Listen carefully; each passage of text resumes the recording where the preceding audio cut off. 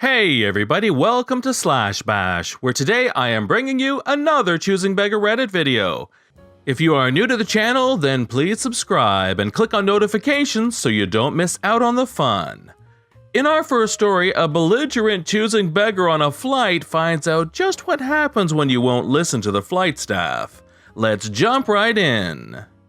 This happened about 4 months ago, and it was one of the most satisfying encounters I've ever had with someone with a downright comical sense of entitlement.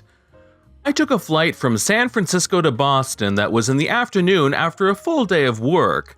I have a $200 airline credit to use on just this one flight before I lose it at the end of the year, so I was debating between trying to drink through $200 of free booze over the 6-hour flight versus upgrading my seat to the front row. In the end, I decided to go with the seat upgrade, and I picked the window seat in the absolute front row of the plane with a shameful amount of legroom and an empty middle seat. I never get upgrades, so this felt like quite the luxury to me.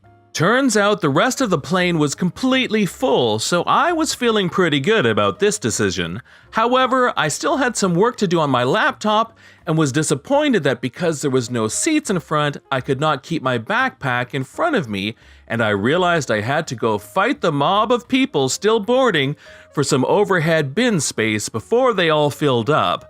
There was a very nice businessman sitting in the aisle seat in my row who stood up to help me. This is relevant later. The overhead bins filled very quickly, at which point the flight attendant at the plane door started announcing, "Overhead bins are almost full, put your bags in the first one you see," to all the people still boarding the plane. Now here comes the last man to board the plane. He's probably about 6'3", and he runs in and kind of shoots the stuff with one of the flight attendants for a few minutes. I'm not paying too much attention, besides hoping he's not going to take the middle seat, and the fact that he is talking very loudly and he seems to be a bit drunk. For the rest of the story, I will call this man Dirk, because I don't know what the male version of Karen is. Nobody is in any rush to start getting ready for takeoff, and we soon know why. The pilot gets on the loudspeaker and says because of the weather in Boston, we need to wait here before we can take off. Now Dirk has stopped talking to the flight attendant and starts walking down the aisle, sees our empty middle seat and announces, "Cool, I'll take this first seat because it's empty," throws his backpack down in the space in front of us and slams himself into the middle seat.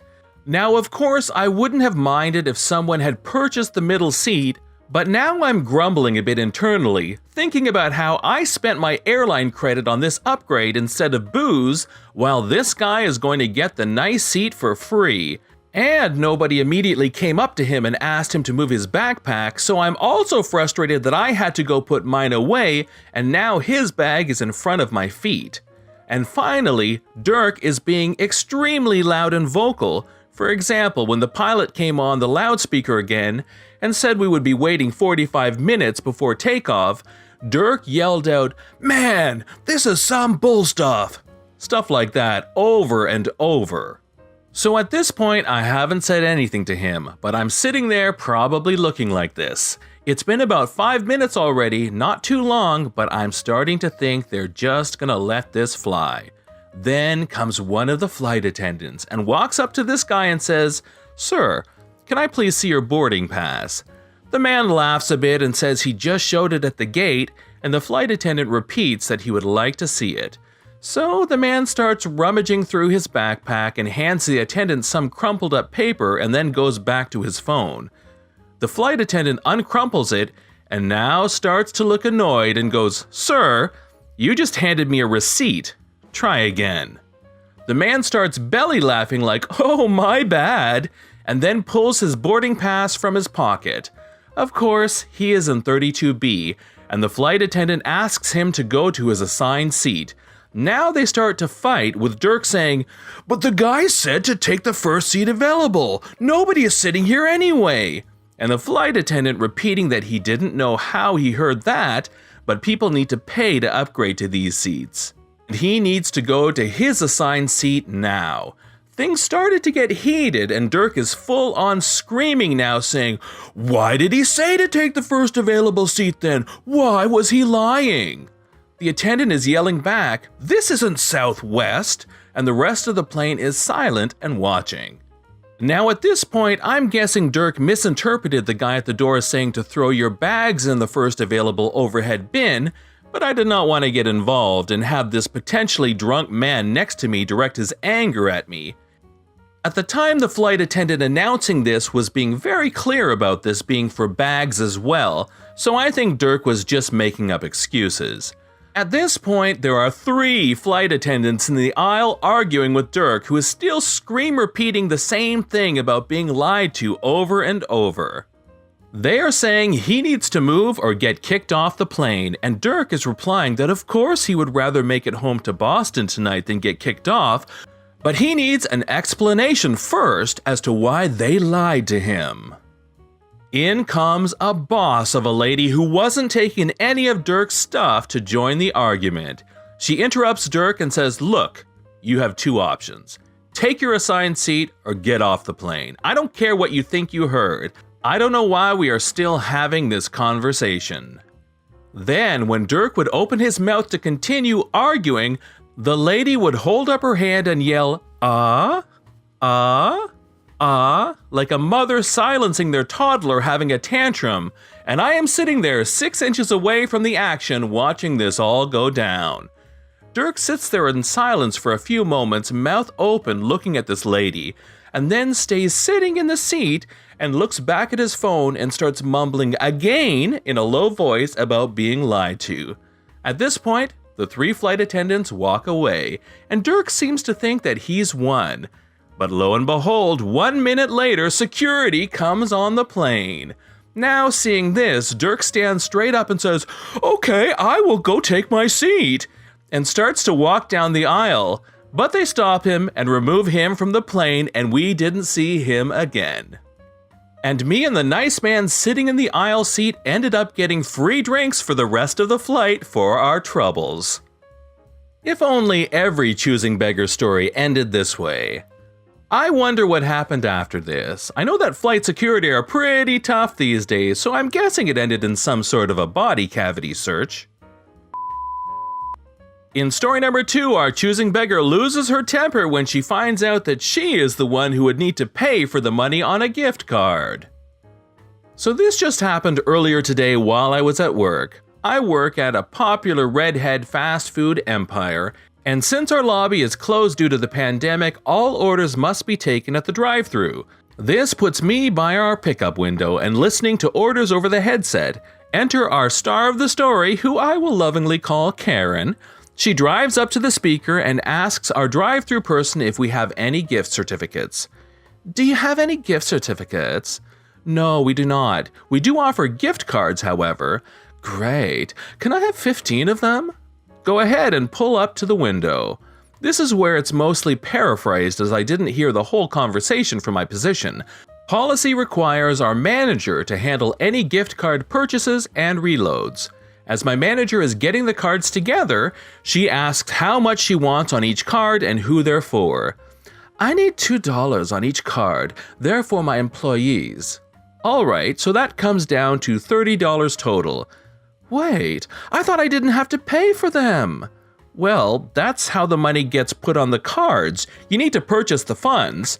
"That's ridiculous. I don't have to pay for them. I'm a business owner, and I'm struggling because of the virus." "Well, I'm sorry, but we can't just give these to you on the house." The rest was tuned out as another person came through our drive-thru, and I had to help fill an order. From what I saw, Karen drove off without her gift cards. Why on God's green earth would you give your hard-working employees $2 gift cards to a fast food place? I'm glad that lady left without purchasing. Her employees deserve better. What I don't understand is if she thought that it was coming from the company, why didn't she get $100 per gift card? I mean, it's not her money and she's still so stingy. Story 3 shows us a choosing beggar who is very good at outrage, but not so good at math. Have you ever been to a restaurant that does not give you the change when you pay with cash? My bill was $47.20. I gave the waitress $100 and she only gave me back $53.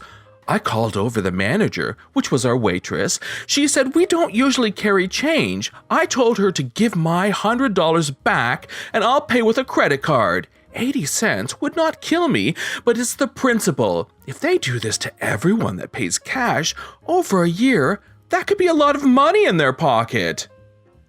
I'd redo your math.